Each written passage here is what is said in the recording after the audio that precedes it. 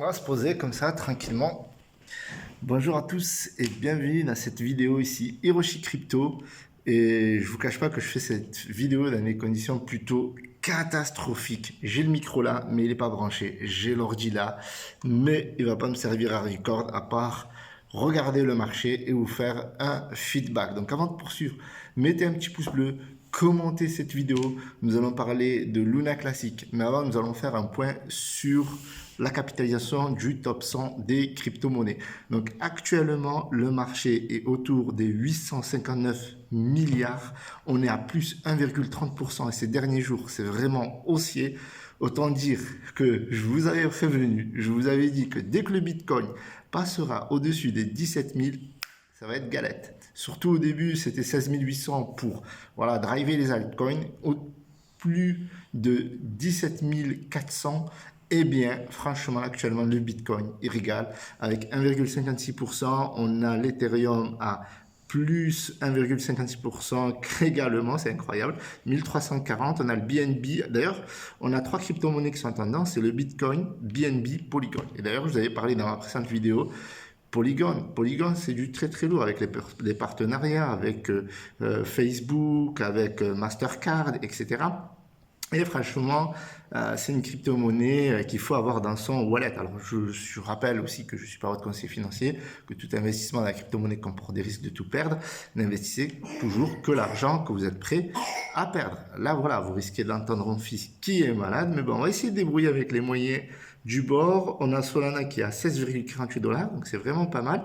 Et on a le Shiba Inu qui a pris 6,24%. Et d'ailleurs, je vous avais parlé également dans ma précédente vidéo de Shiba Inu. Je vous avais dit qu'il allait bientôt killer 1,0. Et là, il est autour des 5,092. Et on va y aller tout droit. Franchement, ce mois, on va être bullish. Je vous l'avais dit, je pense qu'il y aura des baisses à la fin du mois de janvier. Pourquoi? Parce que la Fed va taper et va augmenter les taux d'intérêt. Donc, il faudra être vigilant là-dessus. Donc, on va parler de Luna Classic, d'accord? On va regarder le cours, on va regarder le volume, on va regarder le marché. Je vais répondre à quelques critiques, quelques remarques que j'ai vues à droite et à gauche concernant cette crypto-monnaie. Voilà, j'ai entendu parler que c'était un Ponzi. Voilà, donc ça c'est toujours pareil. Les détraqueurs de Luna Classic, il y en aura toujours, je pense. Il y aura toujours des personnes qui voilà, ne soutiendront pas certains projets et qui seront plutôt virulents sur d'autres projets. Donc, bon, mais il faut quand même répondre. Je pense que c'est nécessaire de répondre. Alors, il ne faut pas se prendre la tête, bien entendu, parce que voilà, de toute façon, nos amis, les fooders et les haters, ils en ont rien les cacahuètes et trouveront toujours le moyen de critiquer sur chaque point que vous allez leur apporter. Mais néanmoins, je voudrais vous apporter de la clarté sur Luna Classic en 2023. Alors déjà, premièrement, est-ce que je hold? Bon, on va regarder le marché. Donc là, aujourd'hui, Luna Classic est autour de 0,301665 et il fait plus 1,30%. Donc le Luna Classic a une capitalisation aujourd'hui de plus d'1 milliard, donc 1 milliard et des brouillettes, 470 000, donc c'est cool. Donc autour des 1 milliard et en dessous, pour moi, je considère que c'est toujours une opportunité. Deuxième question. Alors, est-ce que Hiroshi, tu hold tes Luna Classic? Bien sûr que je hold du Luna Classic. Alors, bien sûr que je prends du profit, parce qu'une personne a dit, oui, mais Hiroshi, il est trop malin, il a tout vendu avant que ça chute. Alors, forcément, j'ai pris des profits, mais je hold toujours du Luna Classic et je vous dirai même plus, j'achète du Luna Classic parce que malgré que le marché est haussier, le Luna Classic n'a pas rebondi. Alors, troisième remarque aussi que je vois, et ça c'est pas plutôt lié aux haters, aux fooders, etc. Mais voilà, on reparlera des fooders et machin, système Ponzi, etc. Parce que je sais que voilà, les dramas, vous aimez les dramas, vous aimez. Alors, Binance. Binance nous a fait quelque chose de très drôle, quelque chose de sans pitié, parce que ils ont dit qu'ils allaient soutenir Luna Classic, ils l'ont fait. Ils continuent de le soutenir et pour ça, voilà, je remercierai toujours CZ, son équipe d'avoir pris la bonne décision parce que franchement, quand on était tout en bas, on pouvait compter que sur eux. Voilà, il faut jamais cracher dans la soupe, bien entendu. Et ce qu'ils ont fait, c'est qu'au vu des différentes propositions, 10 983 et propositions 11 111 qui contribuaient à diminuer le burn, à diminuer la rémunération, ils en ont profité pour diminuer le burn de leur côté de 50%. Et ça, je trouve ça dommage parce que on avait un soutien à 100%.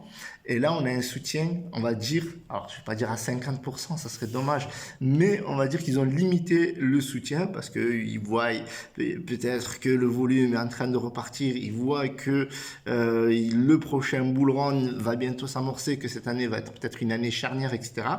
Et qu'en passant à côté des frais de transaction en spot et en marge sur le Luna classique, c'était se mettre une balle dans le pied. Donc comme ils se sont dit les autres, ils ont diminué les récompenses, ils ont diminué le burn, etc. Nous aussi, on va diminuer, ça va passer crème parce qu'ils le font. Et on s'adapte aux différentes propositions. Ils sont trop forts, ils sont trop forts. Binance, c'est trop fort. Ils s'appuient sur ce que fait la communauté Terra Rebelle pour faire à l'identique, histoire d'être compliance. On va dire ça, compliance. Ça, c'est un mot qu'aiment bien certaines personnes. Bon, j'ajoute à cela que ce mois, on n'aura pas le burn. On n'a pas eu le burn, vous l'avez vu, on n'a pas eu le burn. On n'a pas eu le burn de Binance. Pourquoi on n'a pas eu le burn? Parce que vu qu'il y a eu des mises à jour au niveau de la communauté, des différentes propositions, eh bien, ils ont dit, bon, on va calmer le jeu. En même temps, les amis, ça leur fait du cash bank. Ils ont besoin du cash en ce moment avec cette crise, avec tout ce qui s'est passé avec FTX. Alors, chaque mois, c'est vrai que c'est plus d'1 million de dollars qui burn. Parfois, c'est plusieurs millions, etc.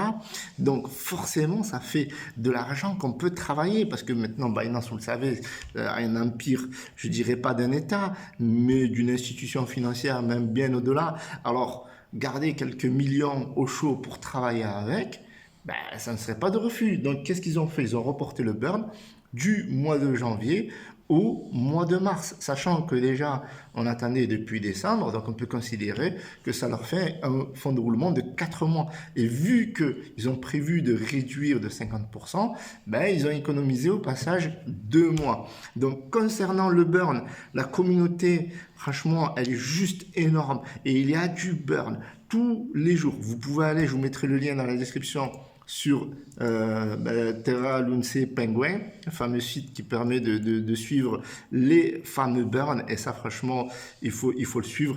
La communauté est à la fond, le stacking continue. Donc, j'en reviens à la question des fooders.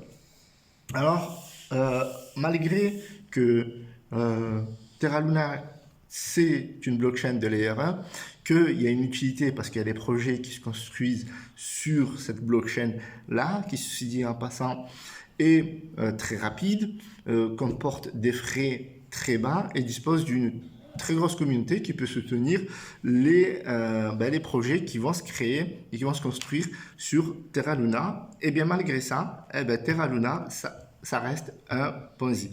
Alors, maintenant, moi j'aimerais qu'on se pose la question, est-ce qu'on parle du Terra Luna d'avant ou du Terra Luna classique d'aujourd'hui?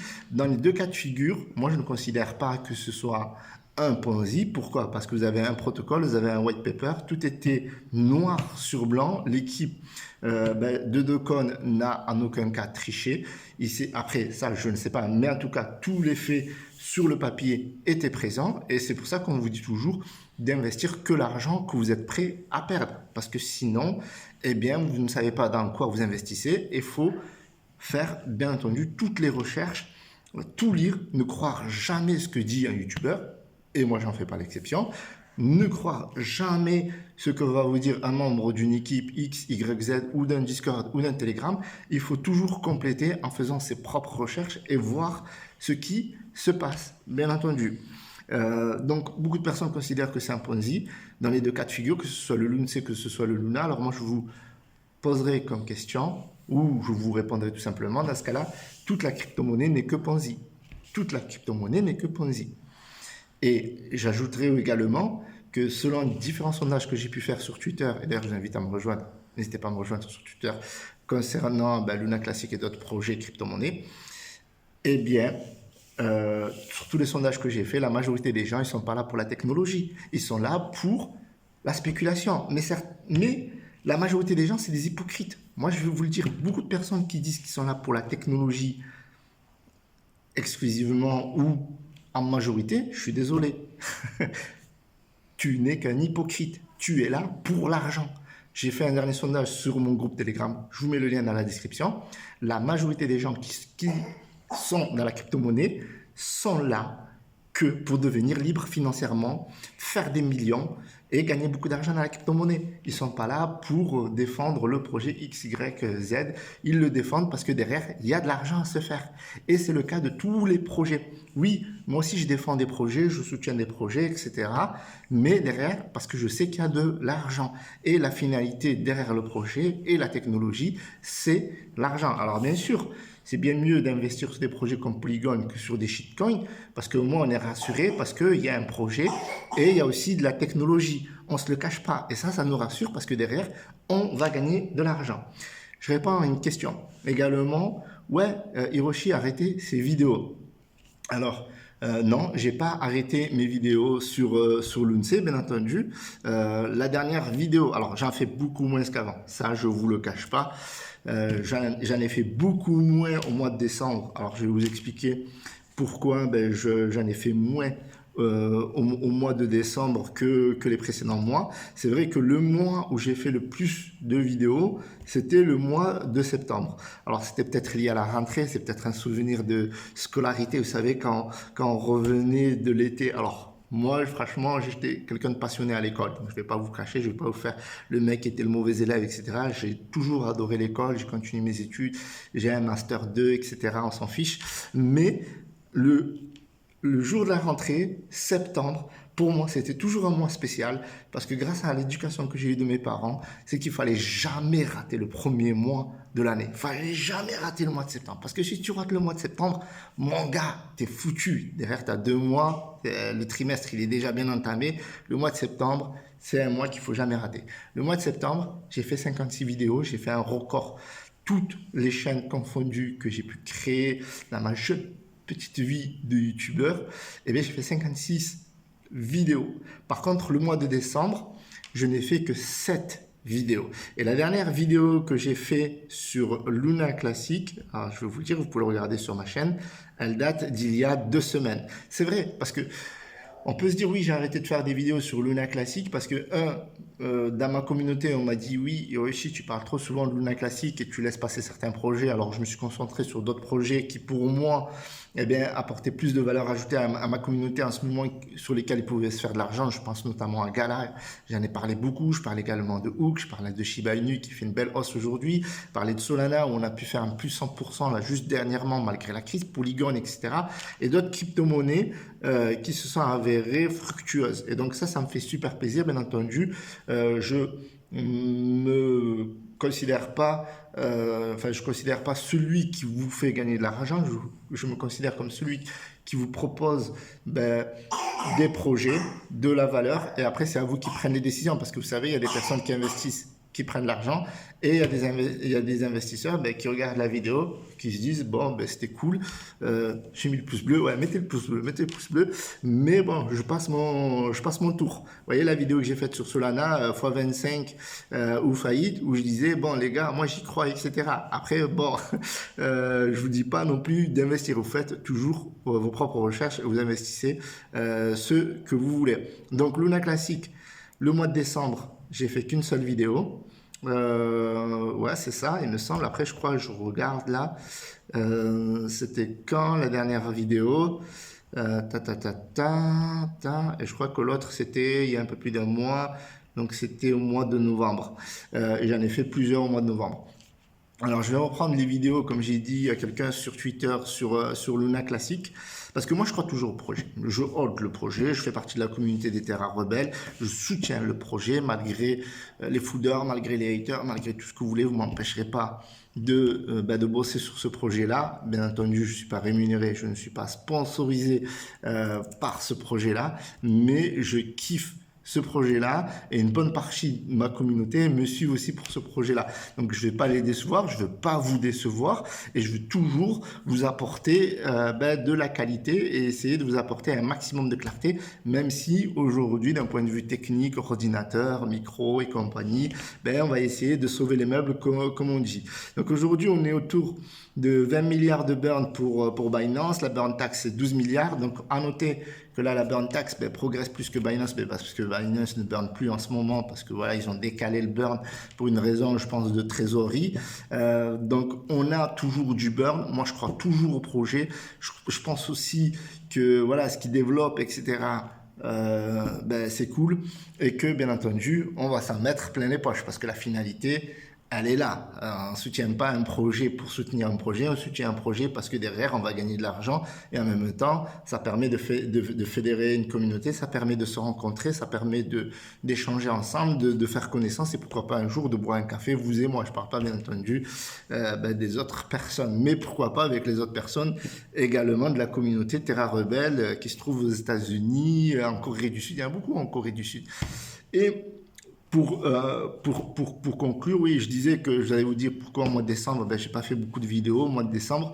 Donc, au mois de décembre, ça a été un mois très difficile pour moi. Je suis tombé malade, malheureusement. Je suis tombé malade 15 jours. J'ai fait des vidéos. Les dernières vidéos, elles étaient en off. Elles étaient en off parce que franchement, j'avais même pas de mine pour faire les vidéos, mais je les ai faites quand même parce que sinon, vous connaissez, les gens, ils vont partir à la concurrence. Non, je plaisante. L'algorithme de YouTube est très violent, c'est-à-dire que si vous ne faites pas de vidéos régulièrement, si vous n'apportez pas de contenu à la communauté, etc., vous êtes vite sanctionné et vous risquez de passer dans les bas-fonds de YouTube. Ça, c'est une raison et c'est aussi pour moi-même, ça me force à faire des recherches. Vous voyez, quand je crée du contenu, ça me permet de faire des recherches, de voir tout ce qui se passe dans l'actualité, d'avoir une vision globale et puis après, de creuser pour trouver le meilleur et bien entendu, de vous le partager à vous. Voilà, donc je pense que j'ai fait le tour. Le projet continue, l'aventure continue. On va continuer à faire des vidéos sur Luna Classic en 2023. 2023, je ne vais pas vous faire de prédictions ou peut-être que j'en ferai plus tard. Là, il faut que je digère ce qui s'est passé avant. Mais c'est vrai qu'on vous a fait pas mal de prédictions. Je sais que vous adorez ça. Vous faites des recherches. C'est YouTube qui le dit encore une fois. Et si on fait pas ces vidéos sur les prédictions, les vues vont être attribuées à quelqu'un d'autre. Mais sachez une chose, c'est que moi, je crois toujours au projet. Et je crois toujours que Luna Classic va faire $1. Je crois toujours. Et je sais qu'il y a beaucoup de personnes qui vont dire non, c'est un taré, etc. C'est le mec qui va chier de la merde, etc. Mais je vous emmerde. Je pars en live là. Mais c'est vrai, je vous emmerde pour de vrai. Je vous emmerde pour de vrai. Moi, j'ai un contenu, j'ai une charte éditoriale. Je me tiens à mon édito. Il y a ceux qui me suivent, qui aiment mon contenu, c'est cool.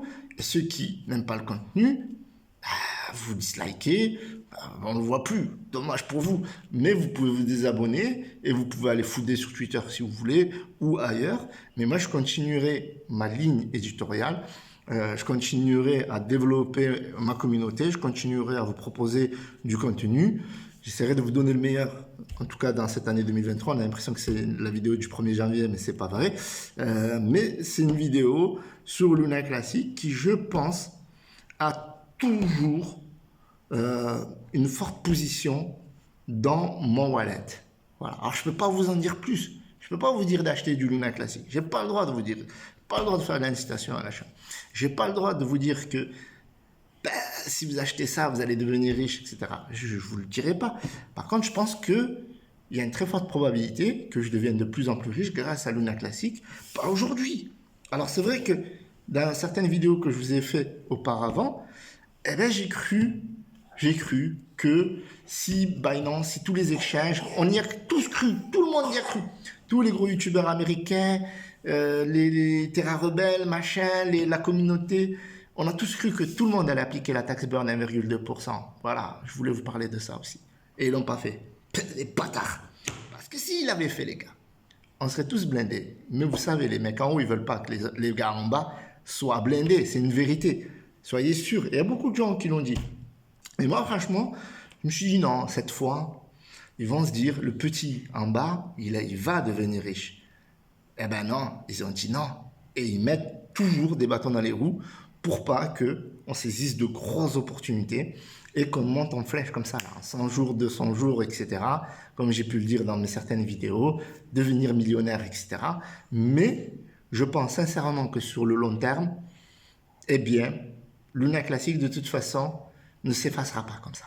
On n'effacera pas Luna Classic, comme on n'effacera pas XRP, comme on n'effacera pas Ethereum. J'en suis convaincu. Pourquoi? Parce que quand ils avaient les moyens de l'effacer, Luna Classic, à travers Terra Luna et l'UST à l'époque, eh bien, il est René. Je sais pas si dire René. René. Il est René. Je sais pas si dire. Il est René. Bon, il est né de ses cendres à nouveau. Bref. Il fut né, ou il fut, je sais pas, bref. Je vais pas faire un cours de conjugaison. Mais en tout cas, il est revenu. Il est revenu de nulle part. Alors, lorsqu'il a perdu 99,9% de sa valeur, il est revenu. Donc, comment on ne peut pas croire à ça? Je ne vais pas dire que c'est un miracle, mais je vais dire c'est certainement l'opportunité du siècle. Et je suis d'autant plus confiant que le cours de sa valeur n'est pas monté en flèche et que ça permet de burn beaucoup plus alors qu'on a un petit volume. Voilà, je pense que j'ai fait le tour. Je vais revenir en force avec d'autres vidéos, d'autres outils pour vous apporter un maximum de clarté ou pas, vous apporter un maximum de chaleur, ça oui, je vous l'apporterai, et du contenu pour faire croquer la communauté. Soyez prêts, d'autres vidéos demain à venir. Voilà, c'est tout ce que je vous ai à dire. Pouce bleu, abonnez-vous, commentez. C'était Hiroshi, salam alaikum, peace.